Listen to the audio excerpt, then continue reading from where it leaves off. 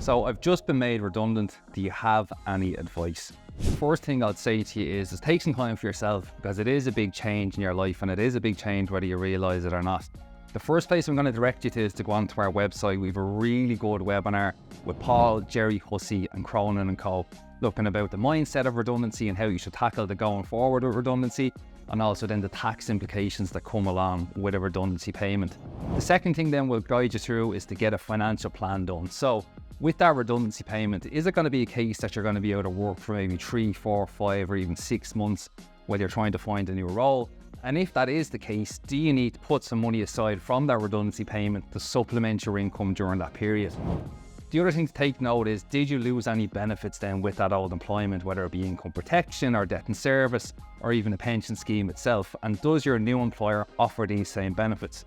If they don't, you might need a financial plan put in place to replace those lost benefits.